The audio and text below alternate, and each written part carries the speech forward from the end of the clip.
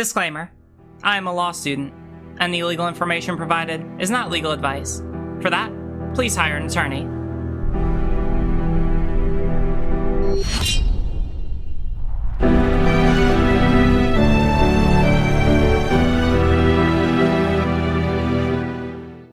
Without further ado, the next segment should be amazing. The next segment should be fun. It's going to be more laid back. So basically, a smaller YouTuber reached out to me a couple weeks ago asking if he could do like an interview with me. I thought it was pretty cool, and I was like, yeah, sure, let's totally set up a time for it. So without further ado, we're going to go ahead and bring him into the call. Hello? Wait, you left the call. Oh, there you go. Hey, what's happening? Hi, how are you? Doing all right. I'm just straight vibing, just straight chilling. Just got through, what was it, like 3 or 4 segments? I don't even know. We're moving, we're moving. But yeah, just hey, average Saturday night, right? How are you doing? I'm pretty good. I live in Louisiana, and I got hit by Hurricane Delta, so my internet was out for pretty much a week, and I just got it back, which is primo. It's very nice. Yeah. I can imagine. I mean, like, how are you doing with that? Like, what's the conditions? What are the conditions like down in the South right now? So, it's pretty bad. So, like, Lake Charles got hit by 2 hurricanes, like, back to back, and they didn't even recover from the first one. And to get hit by, I think it was like a category 2 to 3, within the span of like a month and a half was really bad for them. Like where I live, it's not as bad, but still we got hit pretty bad. My wife's car got smashed in, but insurance is taking care of that, which is nice. Yeah. But yeah, hurricanes, global warming, creating more of them. It's not great. Yeah, it's kind of a cringe move. You'd wish that some people would understand that, but yeah. I don't know. No, I'm sorry. I shouldn't be as cynical. I mean, like I'm very, like the more pertinent matter is that I'm sorry that you've had to deal with that. No, it's fine. We're fortunate enough to have the things to take care of it. It's just more of us just trying to help out the local community where we can. Yeah. But yeah, how's your day been? It's been God, I was talking about this a little bit earlier. I have no idea how I'm, like, I say this on, like, I know I'm looking like I'm a very well put together, got everything well under wraps kind of person. I have no idea how I'm doing all the stuff that I'm doing right now, right? Like, I have school, like I have my full-time law schedule, like my full-time law student stuffs that I have to deal with, right? Which includes a clinic. It's midterms right now, and I have a project due this Thursday, which is a Maryland use of force bill that I'm drafting for the class, which should be cool. And I'll probably do that over stream because I think I'm allowed to do that. But yeah, I've got that all this week. I coach an undergraduate mock trial team because I thought that was gonna, I mean, like, it is fun, right? But it's just like another commitment on top of it. Yeah, plus streaming, which is it's weird because, like, all right, for as much time as I put into this, like, this is like my side job, right? Like, my side job is coaching for mock trial, and then this is the side job in addition to that. So yeah, I don't know. I have no idea. And then I'm also like the head of the LGBT organization at my school, and then I'm also on the board of directors for an hour. Like, I have fucking no idea how I'm keeping it together. But you take life one day at a time, and apparently you figure it out as you go. It sounds like you're on the Casey Neistat 3 hours of sleep, like, for your special, honestly. Honestly, for real. Like, I didn't realize it, but today I actually, like, what made me like a little nervous for the stream was that I ended up, I was planning on, because I was up late last night editing the video that went up this morning, right? And so what happened was I thought I was going to go to sleep, and I thought I was going to go like, all right, I'm going to do 6 hours, and I'm going to wake up at 9, and I'm going to get ready for the day. I'm going to get everything done that I want to. And then I ended up waking up and it was like 1 p.m. and I was like, shit. Just casually slept for like 4 more hours than what I was originally planning to. Well, then I feel great, but also fuck me. So yeah, that was the boat that I was in. So, but yes, no, I'm normally very under rested. And apparently on weekends is when I'm able to sort of crash and sleep for like, well, I mean, I guess that wasn't too long. That was like 10 hours. That was like 10 hours since I went to sleep at like 3 a.m. So I mean, it's more reasonable. But yeah, weekends are when I'm able to recharge a little bit. But yeah, so that's how I'm saying all that. I'm not complaining. I love everything I'm doing right now. I love what I'm studying in school. I love the work I'm doing nonprofit, coaching mock trial, like everything I'm doing right now. And I love doing this. This is great. Are you kidding me? I love talking to people, and I love being able to stream, Yeah. and I love being able to, like, all of this is wonderful, right? You get paid to have conversations with people, which is amazing. Honestly. I know, right? No, but yeah. that's the thing, right? Is I literally get to, and not only that, I'm paid to have conversations with people, but also to research basically whatever I want, right? Like every time, like I've probably updated my research doc like 3 times this week because I've just been continuously researching things I'm interested in, mind you, right? Like things I'm genuinely interested in, right? And people just pay me to do that. And I also have a Discord of wonderful, wonderful people. Thanks, Lucy. I appreciate it. We love you. I love you. I love y'all too. I have a Discord of wonderful people who help me, you know, like it's a really, like, I cannot complain with my situation. Sure. Oh, I got the raised surfaces part. Hey, you finally got there. Nice, Pink Wug. Also, that we have, like... Oh, no, I also just like the variety of people who are in the server. Like, Pink Wug is, like, a really, really awesome artist on Twitter. You should go follow them if you have not already. I like how, like, there's artists in the server. There are people from, like, various academic backgrounds in the server. There are people who are, like, musicians and other content creators. I don't know. It's just, like, the coolest part of my life right now, but yeah. Anyway, I'm sorry. That was a very long-winded answer to the question, which I can't even remember what it was to begin with. So I apologize. How you doing? Yeah, how you doing? I'm doing fine. How you doing? Yeah. I'm doing fine. Thank you for asking. Yeah. I wanted to, I've been watching your stuff for a while, and I wanted to reach out to you and just like ask you some questions and just like have a discussion with you more than anything, and maybe just find out a little bit more about you. Maybe some of the people in my chat who most likely aware of who you are. But I've been trying to just try and reach out to people in the community and see if they're willing to talk about what they come from, and like what are their values, where they come from, like what kind of informs why they do this. Because I think that's always really interesting and maybe not really done that much. Yeah. No, I'm totally, whatever you want to ask about, I'm here for it.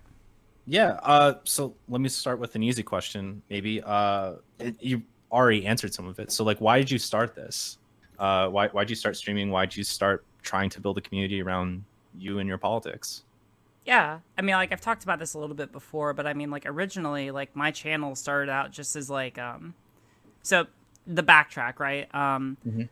The year leading up to me starting law school was a very rough one, to say the least. I mean, like, it had its highs and its lows, and I got a lot of support. You know, I was able to, like, basically, it was almost like I went on, like, an odyssey, right? I lived in Memphis for a little bit until some drama happened there, and it forced me to leave. And I lived in Little Rock, Arkansas for a while until some drama happened, and I was forced to leave. And I lived in another city in Arkansas. Dang it, I can't remember the name of it off the top of my head. For a while, until there was some drama, and I was forced to leave. And then I moved to Florida, where I lived at for a while. Actually, there was no drama there. That was actually just all nice. And I moved up to Ohio, and then out to Maryland to start my legal education, right? And so, like, throughout all of that, it was cool because I got to meet a lot of good people. I discovered a lot about myself. I grew a lot as a person. And there are some people who are in my community who I met throughout there. I've talked to Zoe recently on stream, someone who I met when I was in Florida, right? Who's still a good friend of mine, who I keep up with, right? But throughout all of that, it was hard on me personally because I wasn't able to really build many good long-term relationships with people, right? And the practical effect was I felt pretty lonely. Even though, you know, at any given time, I would be around, like, some people to be able to talk. I would be around, like, some people. Most of the time, they were not people who I could talk about things I was going to, especially relating to, like, transition, right? Usually I'd be living, like, for the vast majority of time, I was living around people who, while they may have cared about me, where I don't want to say may have, while they did care about me, they could not relate to the things I was going through. And so I couldn't really talk to them. And so it was, in that respect, like, a very lonely experience. And that was compounded by the fact that, like, when I moved out to Maryland, it was a strategic choice. Like, I moved out for a myriad of reasons, right? And I'm very happy with the decision. But one of the reasons was so I could get away from people who knew me before transition, right? Which was nice that I wasn't around people who, like, had this bad, like, this old association with me. But now I was also, again, completely on my own.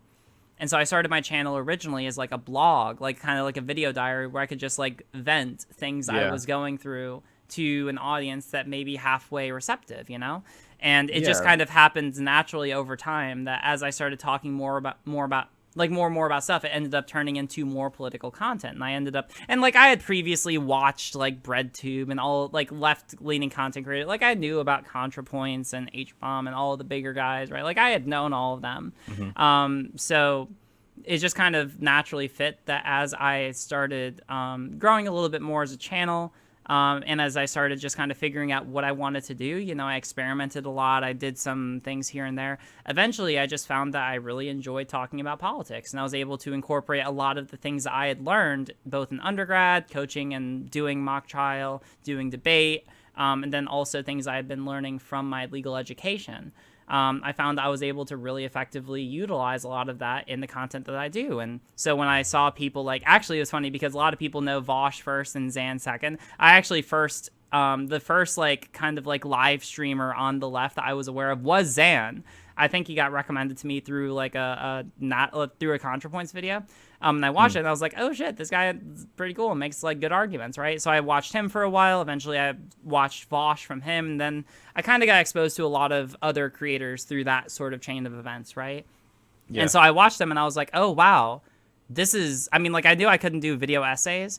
Like I looked at video essays and I saw that and I was like, oh, I mean, like it's cool. Like I'm glad that people do video essays. It's just not what my skill set's geared for, right? But like that kind of like live action, like on the spot, like really makes you think in the moment kind of commentary. Being able to articulate very effective and responsive arguments like on the fly. Now that's the kind of stuff that I'm both I'm good at, but also I just kind of find it fun, you know? I like arguing, for as bad as it might sound, right? I don't want to say that implying that, like, I'm a bad person. I just enjoy kind of, like, getting into a debate and being able to, like, you know, tussle in the battleground of ideas. I don't know. It just kind of, it's the reason I'm in law school, you know?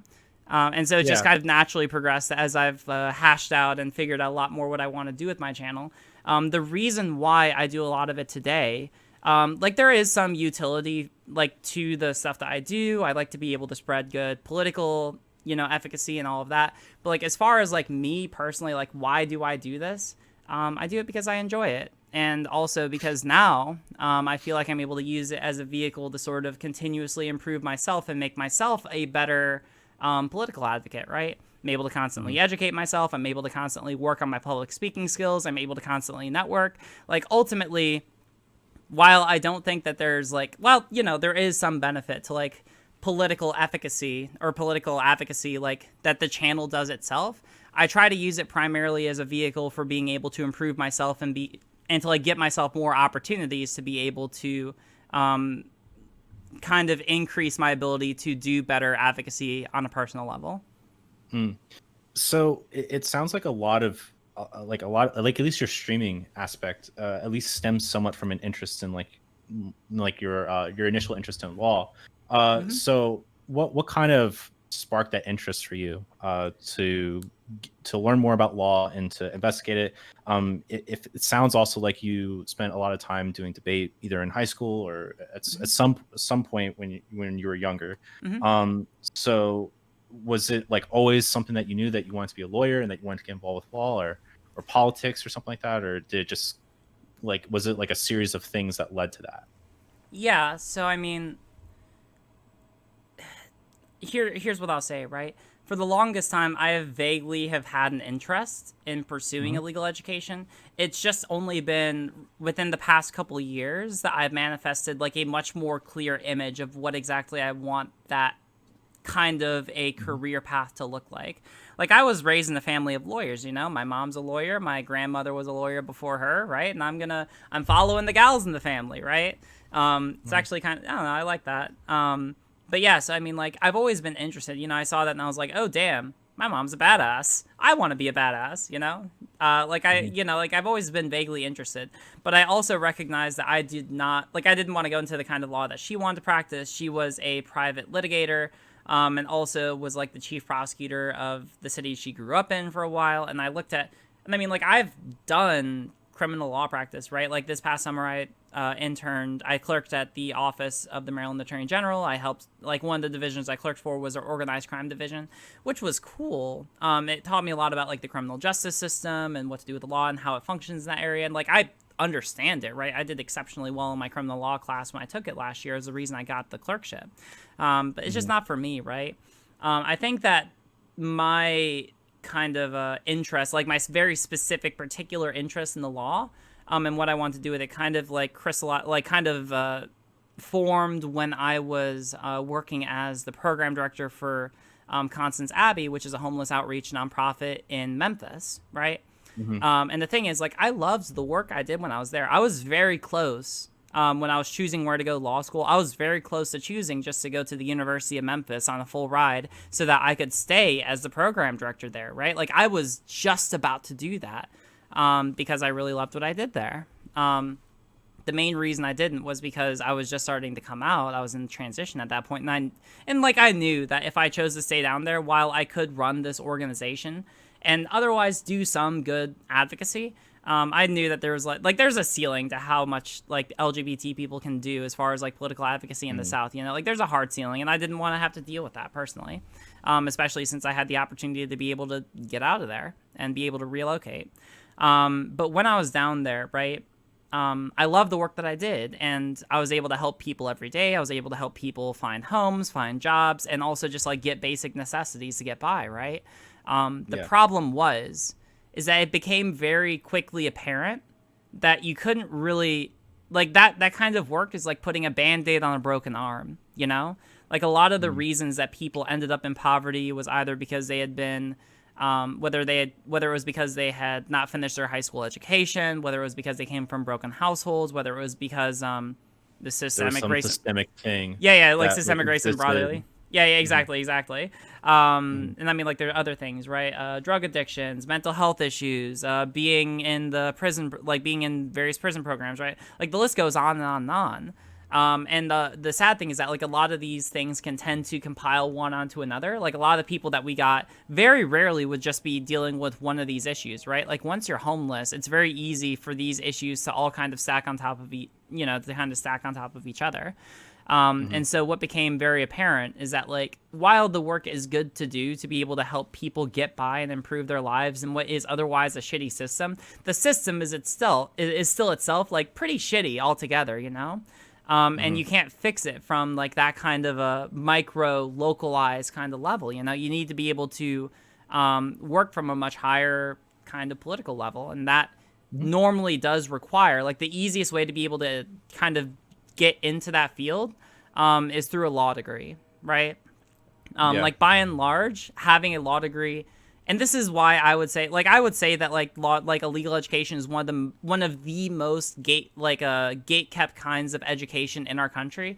And I think that the reason why is because like if you have it, it gives you so many more abilities and opportunities that are just like prevented from the average person, right?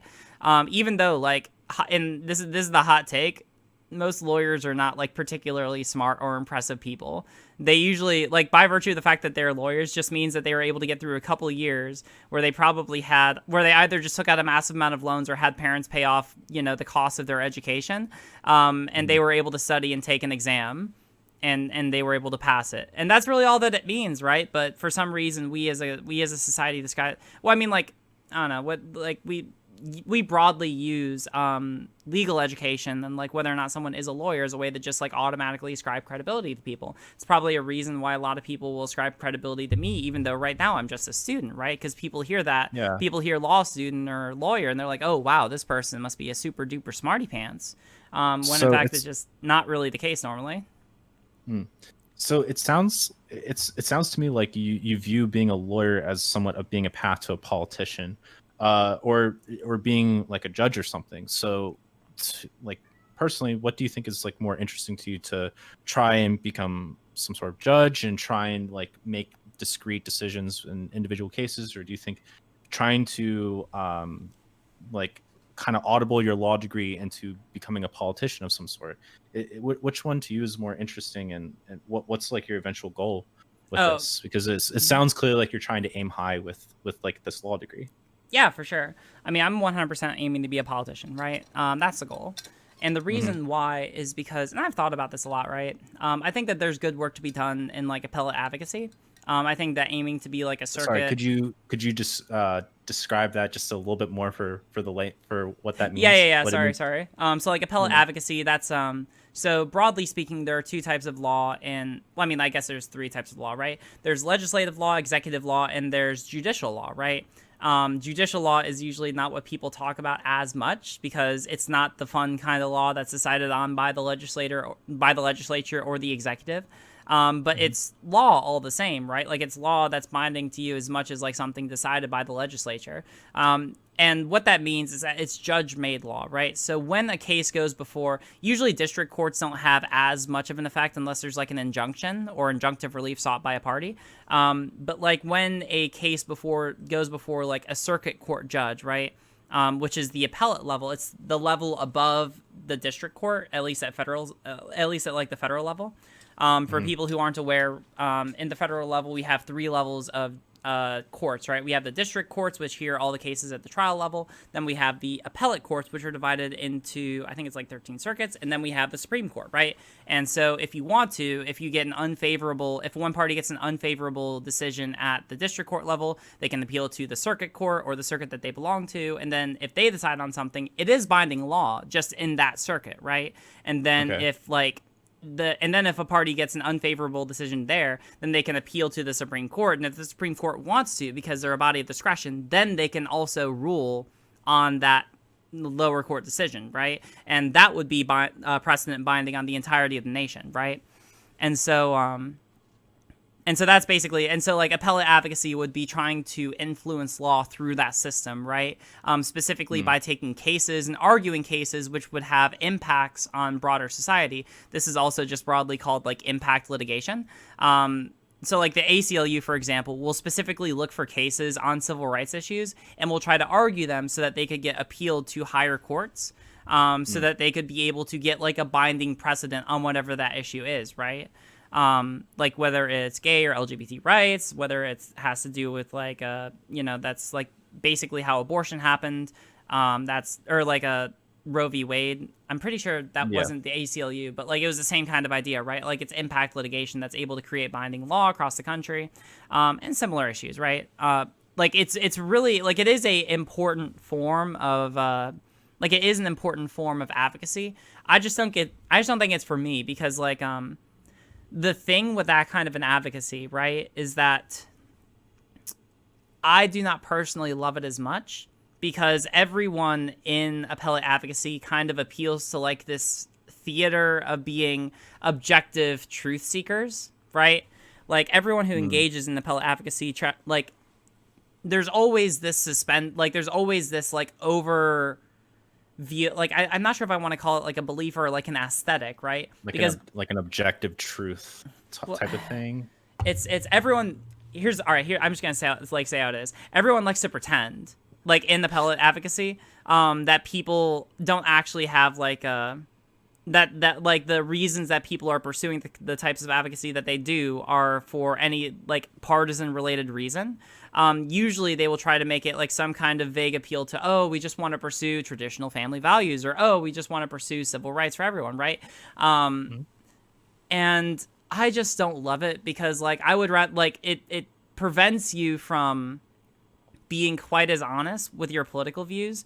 Like, for example, people from the ACLU have to be very careful about what they say in the public eye because they don't want to come off as like because they don't want to draw any criticism for not acting as like a proper legal advocacy organization, right? Like if they step out of line, that's when they draw like all sorts of criticism, right? Because they're supposed to be objective, they're supposed to be truth seeking, right?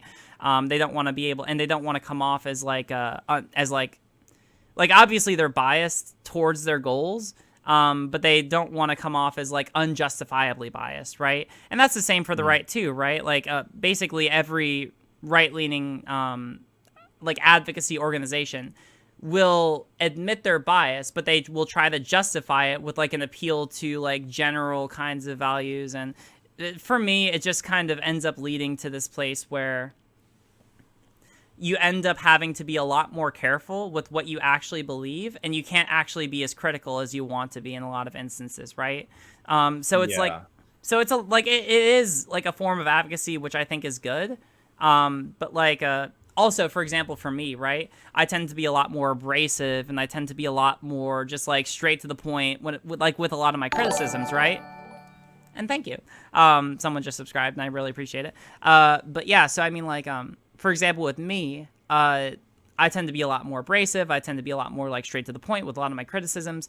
But Much when more skill set, like appealing for politicians rather yeah, than like a judge. exactly, right? And I think that's fine, and I can do just as well in a courtroom if I need to, and I'll probably take on some trial cases like later on in my career, because I'll be able to, right?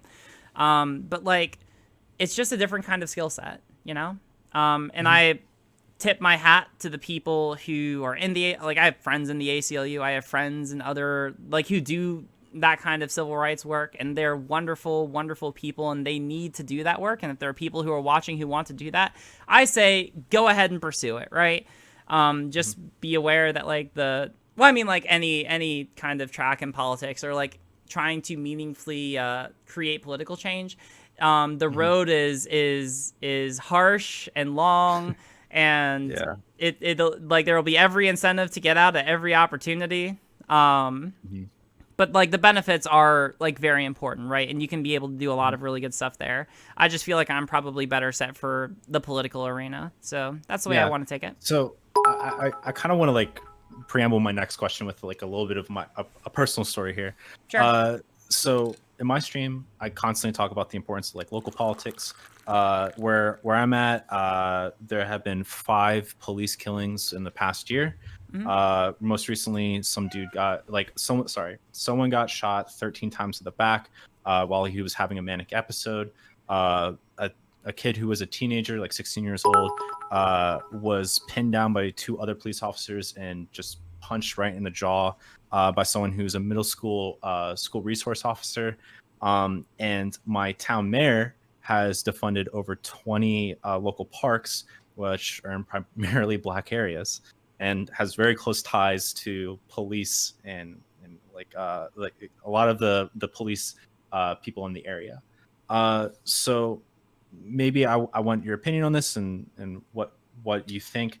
What do you think is how do you propose that people get more involved in like local politics? What's your experience with local politics, and like what would you like to see kind of going forward when it comes to people and kind of understanding locally what's happening around them? Yeah, no, totally. So I've been thinking about this a lot, right? Like, how do you? Because I mean, yeah, that's awful. Yeah. How do people meaningfully engage in local politics? There are a lot of ways. There are a lot of really good ways to be able to, right? The first way. So basically, right? The name of the game is always like fundamentally elections, right? That's always sort of the name of the game, right? Being able to elect in people who support the values that you want to promote in your local government, right? But then the question is, all right, well, that's all well and good. Everyone has heard elections. It's, yeah, like with the 2020 election, everyone's heard elections over and over. Practically speaking, how do we get there, right? And there are a couple strategies. Yeah. The first is basically, and broadly speaking, building a coalition in your local community, right? You have to go over, you have to talk with people, you have to network with people, you have to get people together under the same kind of ideas. Well, what kind of ideas do we get the people under, right? Well, that's when you start engaging in things which you're able to effectively like generate criticisms, right? Or like actively find criticisms that you can levy against the people that you are criticizing, right? Sometimes things will just happen like what you described, where it's like, oh, this thing happened, and the people who are responsible are like blatantly in the wrong here, right? Like that's a very easy way. But other ways to sort of like basically hold politicians' feet to the fire include going to local town halls. That's a really effective way of doing it. Yeah. And mind you, like there are plenty of town halls where most of the people who show up are fucking crazy people from the surrounding community who don't have anything of substance to say. So it's better that you show up so that you not only are able to like make your criticisms known, but also so that you can be able to like counteract some of the narratives of people who are saying things that make absolutely no goddamn sense, right? Especially if people don't know, any better. Or especially for people who do know any better. But yeah, so like, or sorry, go on. Do you feel like people like overemphasize like national politics compared to like their local elections? Almost because like personally, I somewhat feel that way. Or sorry, go on. Maybe like because okay, like at least personally, there's like a lot of stuff that you can fix locally. Like for instance, in my state, the national election doesn't necessarily matter because of the electoral college. Sure. So I personally feel like if we're talking about like local politics, there needs to be greater emphasis on what you can change in your community rather than like trying to focus on some national election. But like in say like a battleground state like Pennsylvania, obviously it's much more important. But do you believe like in maybe this is the question? Do you think that in like states that are much more of a lock, that it's more important for us to focus on like local politics, or do you think that we should still kind of still look closer at like our national elections so much? Well, I mean, it depends on like what kind of position you're in, right? Like Mm-hmm. by and large, yeah, definitely focus on your local elections because like that's going to be practically the place where you're able to make the most amount of change, right? Like if you're in a state where it doesn't really matter as much what you do, or like where you would need like an overwhelming movement to be able to change like how your state would affect like the national election, for example, in like the electoral college, then yeah, like make sure that you're picking the battles where you're going to be able to have the most amount of change, right?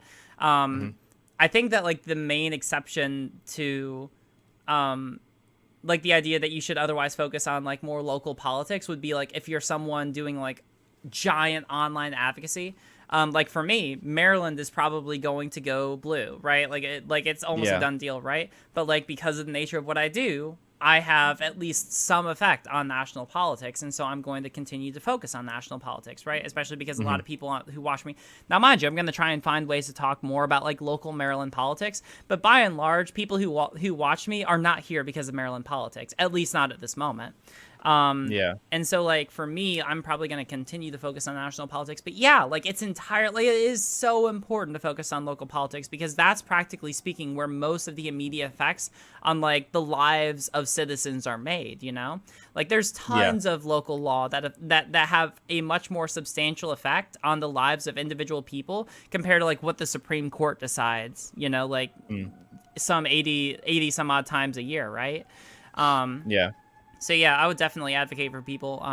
Also, just as like a broad note, also I don't know if people can hear Baltimore is burning in the background. I hear it. But anyway, so like another really good way to be able to engage locally, or even just like with your federal representatives, either Senate or House of Representatives, sending them letters, right? If you are their constituents, they almost have to respond to you.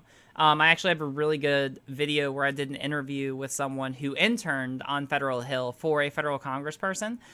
It's up earlier on my channel if you want to go back and watch that. But basically, like, another great way to be able to engage locally is just by like reaching out to your politicians. I understand that people think that like, they won't ever respond to me. They probably will, right? Especially if you have like a very specific letter, or if you actually put a lot of thought into what you're saying, right? Like they probably like will. Actually emailing, here personally, here's how I recommend you need to call your representatives, and like additionally you need to email them, because sometimes you can talk to like just like some like local intern clerk. Or something like that. But like other times, if you email them, they're more likely to actually see it and then like have to respond to it. And then also just like do it repeatedly if it's an issue that is immediately important. In particular, like at least when it comes to my local representatives, you almost have to kind of harass them a little bit in order to get like any sort of response out of them, or at least to make sure that like your voice is being heard. I remember specifically when we were talking about state shutdowns with coronavirus. I had to email my local representatives multiple times before I got any sort of response about like what the hell is happening when it comes to our state shutdowns.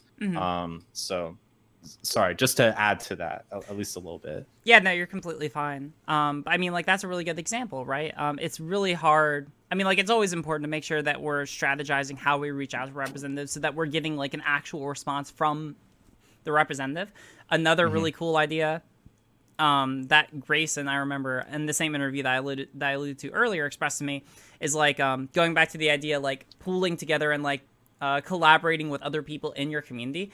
If you all work together to send basically the same message to your representative, they're going to be so much more likely to respond to that, because then they're going to realize, oh, it's not just like a one-off person who thinks this or wants to know this from me, but it's like an entire group of people, right? Like that's a lot more meaningful. And so to me, the name of the game is always So if we're like putting everything together, right? Like a praxis guide to local political advocacy, right? First, always pay attention to the news and see just generally what happens even without your political engagement. Secondly, start building coalitions of people who think like-minded to you in your local community. Third is attend local political events, especially town halls, where you and the people you have associated with can all be able to advocate for the ideas that you believe in and respond to some of the criticisms that have come up in local news. Yeah. And then fourth, also make sure to reach out to your representatives, whether state, local, or federal, to make sure that they are adhering to you. And then five, and actually this is the cincher, as far as like running for elections, we're bringing this all the way back into the beginning. If you have people, right, like if you are able to like generate criticism for a person, like for an elected representative, right, or for an elected official, and you try to get a response from them, and the response is either inadequate or doesn't actually like meaningfully address the thing that you brought up, yeah, then that's really good ammunition to be able to run against them in an upcoming election. That's how you be able to generate a platform, right? Like the best way to generate a platform is, oh, hey, everyone, we've been dealing with X problem for so long, as it's been reported on earlier. It's been voiced at numerous town halls, but no one has done anything. And even when we reached out to the elected representative in particular to do something, they did absolutely nothing. They have clearly shown to not be an adequate representative or an adequate whatever insert political official. And so for that reason, you should vote them out of office and hey, happen to vote me in too, because I actually will do something about it, right? Like that's broadly speaking how I think it should be done. Yeah. Someone in my chat asked, and I think it's an interesting question. Do you think that change in local politics over time could lead to unlocking a state? So for instance, right, if you get enough like local people in Texas that are Democrats, do you think that it's likely that we will to actually swing Texas blue? Oh yeah, totally. I mean, like local politics are ultimately like, and I talked about this a couple months ago, right? Like ultimately, I guess it depends on like how you define like what is a political party, right? You know, when we're talking about like political parties, we're broadly talking about like coalitions of people of varying different groups and general different backgrounds from different parts of the country, right? And so when we're talking about people from Texas, right? Yeah, we tend to think of people who live out in more rural communities as more conservative, right? People who don't live in cities, people who kind of live more out in the country, right? Like those are people who we generally tend to think of as like more conservative. But I mean, like that doesn't have to be the case, right? If you are able to get together with the people who you live around, or other people who are like-minded as you, who live around that area, and you're able to like coalition build and effectively educate the community on like, hey, you don't have to have these political views. They may not accomplish the goals that you seek or uphold the values that you're in favor of. And actually, here's a valid alternative, right? That's an entirely valid way to be able to effectively cause change in, you know, a state, a county, like whatever you're looking at, you know, like change always starts from grassroots movements at their most basic. I mean, like you can look at someone like Bernie Sanders, who, you know, for the longest time just focused on his small city, up in Vermont, right? And did like a lot of like grassroots organizing and movement and political activism there, just as like a mayor. But then like over time was able to coalition into a massive, exactly. Base. You know, that's how it always starts, right? You need to be able to get your start somewhere, both to be able to show like your credibility as a political like as an activist, right? As someone meaningfully able to influence the political landscape. But also it's just nice because like, you know, there's no reason that you can't have a positive impact in other people's lives at a local level, right? And ultimately, like, if that's what we are concerned with, it doesn't really matter whether or not you're causing sweeping change across the entire nation or, you know, just like improving your neighborhood, right? Like any kind of benefit is still a benefit to other people, like a material benefit to other people's lives. Okay. I kind of want to shift topics a little bit. Now, I think if anyone follows you on Twitter, you're very active on Twitter. I am. And I want to kind of ask you, I have very mixed feelings about like Twitter and its utility. Sure. So I kind of want to ask, what is your opinion about Twitter, and is it useful at all? Is it a net plus or minus to like leftist politics? If so, why not? Because I have some very strong opinions about this, but I'm interested to hear what you think. Basically the way that I see it, I just use it as a way to like primarily network with other large creators. That's the primary utility that I see from it. Or even like not even just large creators, but also like large political figures, right? Like every major figure, organization, person is on the platform, right? And now I'm at a point where I have like a crazy amount of like very influential people who follow me, and I see the platform just as a way to be able to like further my interactions with those people, which may lead to other opportunities, right? Otherwise, there are some good opportunities to have some memes, and there's some good fun to be had in there. But like broadly speaking, as far as like the material benefit I see of getting out of it, I just see it as like a way to be able to network with other people and to be able to grow my platform, especially in terms of like being able to get like in touch with other larger people. That's the reason why I say that like as far like if I wasn't doing like if I wasn't a public figure, I think that the best rationale for like joining Twitter in particular is basically so that you can support the influencers that you do follow, because otherwise, I mean, like that's mainly why I'm on there, is just to be able to network with other large influencers and to be able to support them, you know? Like, if I see someone coming under some fire from someone who I vehemently disagree with, then I'm going to get into that ring and I'm going to tussle with them because I'm a tussler, you know? And yeah, I don't know. So, like, I think that people... I feel like when we're looking at Twitter, is like, oh, is this, like, something we're able to use to, like, you know, affect meaningful political change or be able to, like, massively sway the opinions of people? I feel like that's not... I feel like it doesn't... Like, if there is any benefit accomplished from that, it's probably minimal. I use it primarily as just like a networking tool, and a tool that I use to help me get more opportunities to be able to network with other people and to be able to get like political opportunities. And I try to take advantage, I try to take advantage of those opportunities and those network and those connections, to the effect that can down the line lead to me being able to be a better political advocate. That's generally the use I see from it.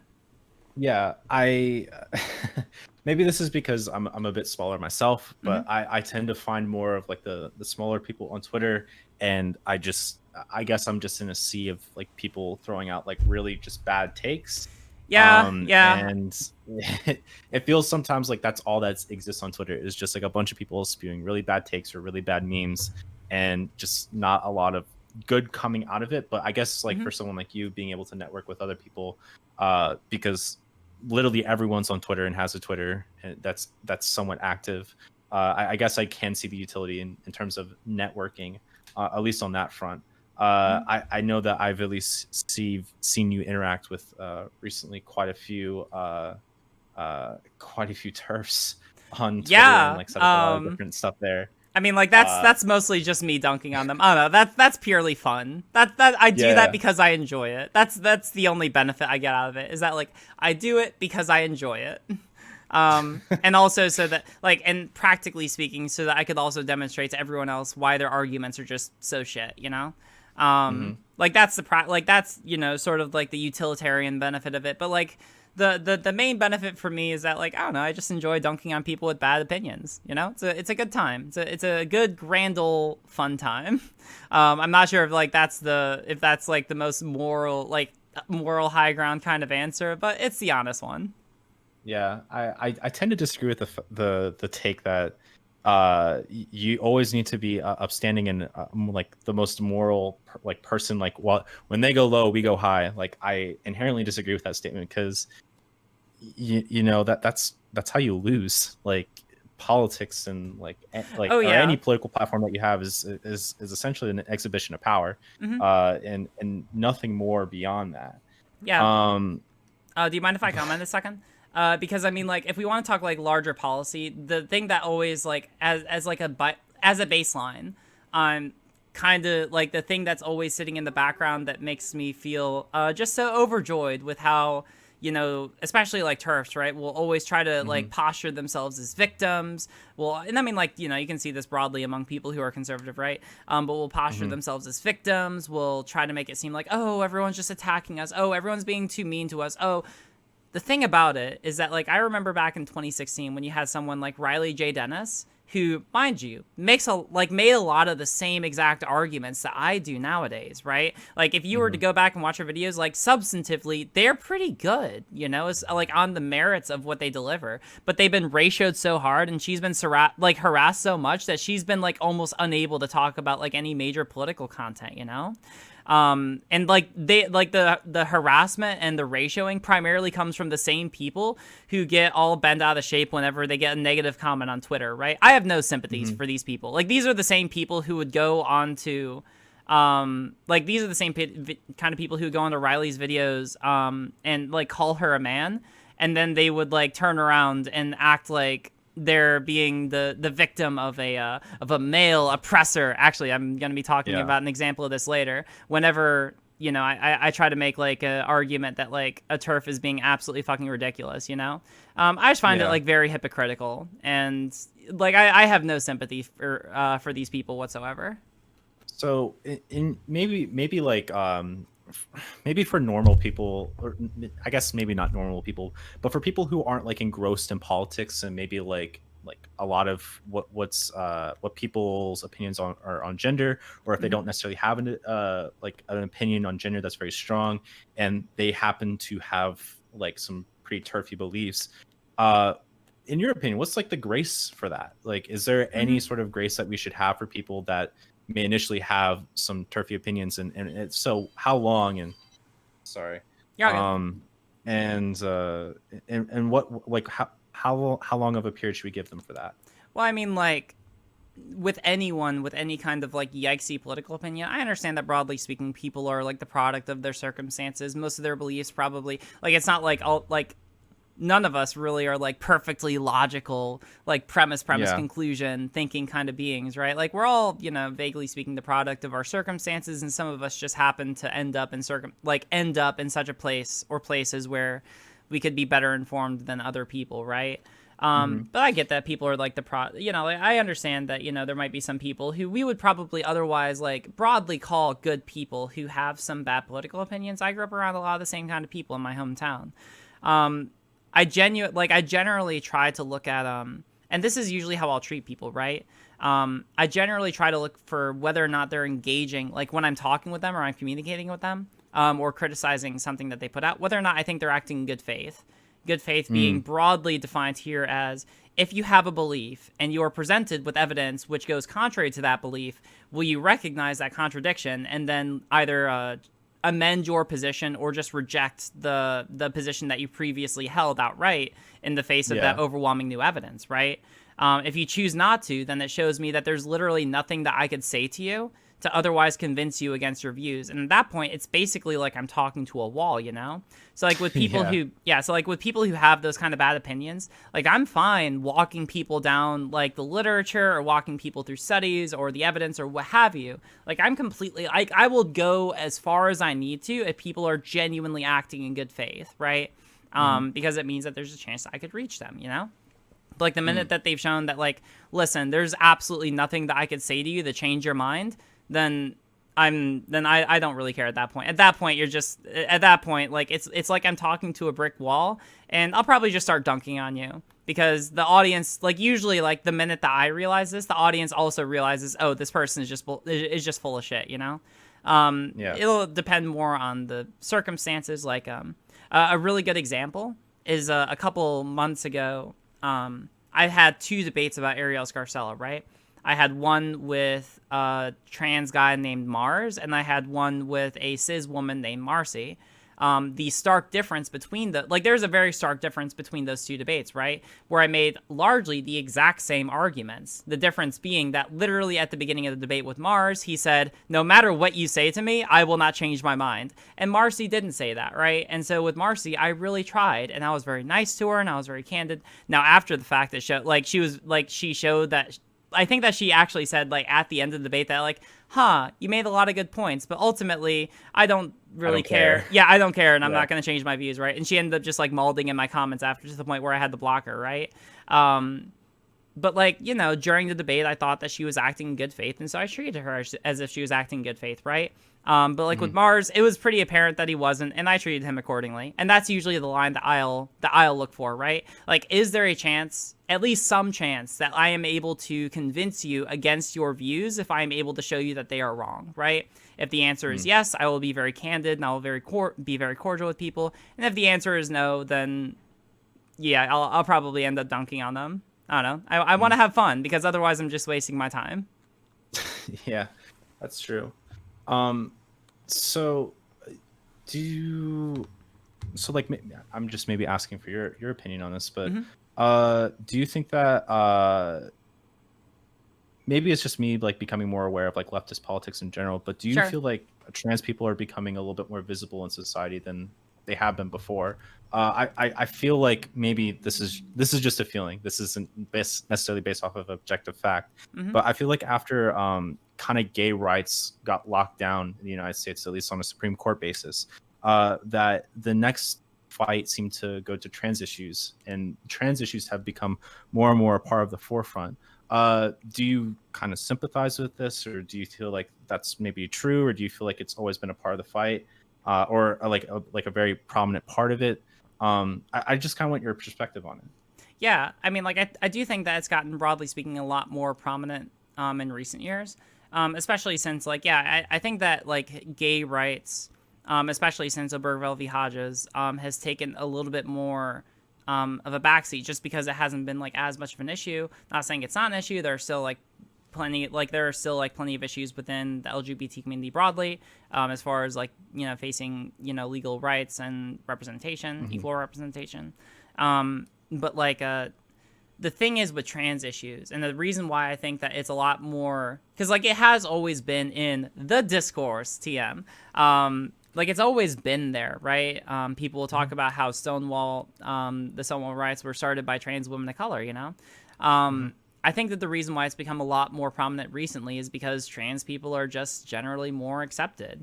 While they've always been there, while we've always been there, you know, for a lot of, you know, the past couple decades in recent discourse, it's always been like a very taboo subject, right? I mean, hell, I watched Silence of the Lambs the other day, and even in that film, you know, they didn't even use transsexuals; they used transvestites, right?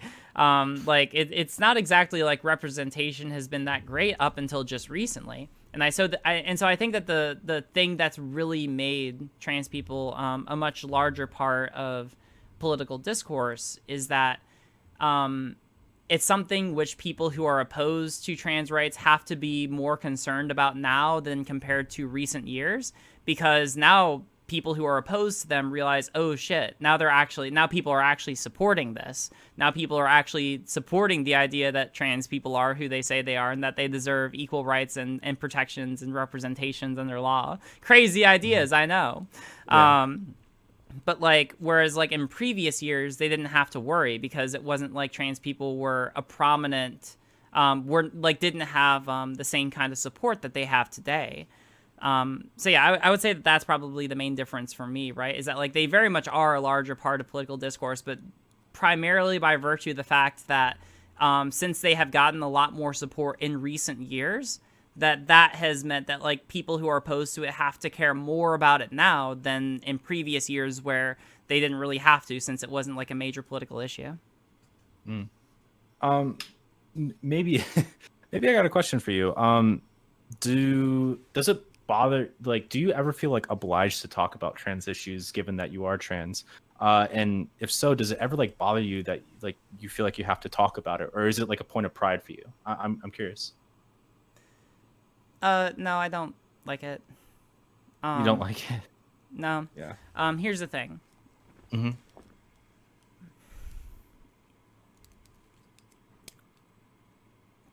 I think it's better that I talk about it. I do. I think that there is a utilitarian benefit to having someone who both has done a lot of research into these issues, like into trans-related issues, who also has a lived experience to be able to talk from. I do, and also like all of my skills and background and yada yada. Like I am very well equipped to be able to do this kind of work, right? But I don't like that I have to advocate for basically my personhood and the idea that I deserve rights and equal representation. The other day I went onto a panel. Just yesterday I went to a panel. And the first subject was, should trans people deserve health care? Or for their health care to be covered by insurance, yeah? And like and mind you, I made all the arguments and I dunked on people for about a straight hour and a half. Yeah, but like also that must really suck to feel like you're like by nature of being that you're obliged to make the arguments. Yeah. Like, I feel like whenever like maybe just this is like me, but like I assume that like there's a lot of like I feel like there's like quite a number of trans people, at least within the Twitch politics sphere, and I feel like whenever like a trans issue comes up, it's like you look at the trans person and it's just like, well, what's your opinion on this? And there's like an obligatory response that they must give, even though they may not necessarily feel that way. Well, I mean, like, yeah, I don't know, like even with some of this, I don't know, it's kind of like the black man arguing why he shouldn't be a slave, you know? It's like, I understand that they may be like technically better equipped to make the argument, but also you're literally making someone argue for whether or not they deserve civil rights, you know? It's just kind of like it is a little like wearing on me. And I've assumed that burden because I want to be a public figure, but I also I think that Vera Wild actually put it really well in a previous video, right? Where basically she talked about the reason why she doesn't do debates. And the reason why is because, especially as it pertains to her as a trans person who does not experience dysphoria, right? For her to argue against other people who may disagree with the idea, you know, who may argue that you need dysphoria to be transgender, or authentically transgender, whatever that means. Yeah. That, you know, basically she's put into a position where, you know, if the other person doesn't prove their point, then the worst that they may suffer is like, you know, they might lose some credibility in the YouTube, whatever community that they're in. It's like, oh, they were wrong. Doesn't really have any like major adverse effect on them personally. But like if she isn't as convincing, or if she isn't able to like convince the audience of her perspective or convince the other person of her perspective, then like what's at stake for her is like the validity of her personhood, that she is who she says she is, right? And this is something that I have to deal with whenever I talk about these issues as well, right? Because if I'm not convincing enough, then people are just gonna like assume that I'm actually wrong about the idea that I am a woman, that I am who I say I am, that I deserve to have healthcare, like very basic shit, you know? But the burden is astronomically higher for me, and it sucks. And I assume that burden because I figure, well, I'm in the position where I'm, you know, equipped enough to be able to do it effectively. But I don't. Somewhat counterintuitive, honestly, where it's like, I don't know. I feel like I feel like whenever people make arguments for specific communities, that unless you're a part of the community, that the arguments are not necessarily that convincing. But like I don't know, like I guess I can see that too, where it's just like if they don't even believe that like your identity is valid and you're making the arguments for it, then I guess that does make sense on a certain level. It seems intuitive and counterintuitive at the same time, I guess. Well, I mean, the thing is, and this is why I always am advocating for people who are allies, right? There are plenty of people who are not trans who argue for trans rights on the platform, and I appreciate that, right? The way that I usually try to toe that line is that, like, I always try to say that those people should amplify trans voices, especially those who do have good perspectives, right? And who we as a community also want to amplify. What the fuck is my chat doing? You are so off of what we're talking about. But anyway, yeah, like I do always advocate for like people who are not trans to try and amplify trans voices and perspectives, especially on matters that pertain to them. But I also get that like those are people who are able to engage in the advocacy a lot easier, right? Literally, they're like you can have people who can and do saying the exact same things that I do, but who don't have as much of a personal stake in it because, you know, if they lose the argument or if their argument isn't convincing enough, well, it's not like their personal identity is invalidated in the public eye as a consequence of it, you know? And that's an advantage, you know? It is something which can help you be a better advocate. And so, like, I don't hold it against Vera for not wanting to debate literally the validity of her personhood, just like I wouldn't hold it against any other trans person for doing the same. I just do it because I figure it's good to have someone who does it. Yeah. Yeah. And I'm assuming the goal is to get to a point where it's not even something that you really have to talk about. It's just Oh, that would be great. Yeah, like listen, yeah. I wish that we lived in the world. Like if we lived in the world where like none of these issues were were publicly debated, I would just like I would pull the Thanos move and just move out to my country cottage and just farm and fish for the rest of my life and watch the sunset go down on a peaceful world, right? That's the future that I want. But I do this because, you know, people spread around misinformation and bad ideas, and unfortunately, they pertain to me, even though, and this is the thing, like, I can't ever conceive, like, why the fuck these people care so much about trans people, when the fact of the matter is they probably have never even met a trans person, right? Yeah. And yet these people all have, like, such a vested interest in, like, my personal life. Like, get the fuck out of here. I just want to grill. True. Yeah, so, I don't know.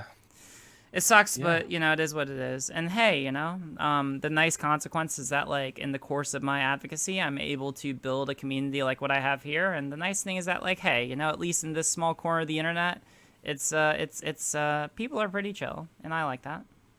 Yeah, and I think it's I creep on your community more than I interact with it. And I think that they seem to be a bunch of wonderful people that seem to be rather supportive of you, which is always nice. And yeah, and I think that's the best part about online politics is just I think that the people are incredibly interesting. They come from incredibly interesting places and have pretty interesting ideas in their implementation. So yeah, no, and I agree. That's why I also like talking. That's why I like doing this. You know, everyone has like a wide variety of different backgrounds. So not only is like the advocacy good, and not only is it cool that I'm able to like grow myself as a person. But everyone's just like very interesting, and you know I do like being able to build relationships with people from such interesting backgrounds, like you said. True. Yeah. Well, hey, we're on the hour. We're past the hour actually. Oh wow, we talked for a while. Thanks for. Yeah, sorry. Yeah. You're completely fine. Do you want to shout yourself out? Yeah. Hi everybody. My name is Grau. I do a morning show where I talk about politics of the day. I enjoy debate. If you're to ask me politically what I identify as, I'm an anarcho-communist, and I tend to focus a lot on local issues. I'm particularly passionate about stuff like education and making sure that people are, you know, actually able to survive where they live. But I frequently talk about stuff that happens in Louisiana and in the South. So if you're interested in seeing what I have to say, come on by. All right, awesome. Well, hey, thank you so much for. Well, I mean, I don't know. This is like, I don't know. Thanks so much for talking. This was great. I really enjoyed it. Yeah, I'm really glad that you allowed me to ask you a bunch of questions, and it's been really fun. Yeah, no, it was great time. Really appreciate it. All right, I'll talk to you later. All right. Yeah. Take care. Bye. Bye.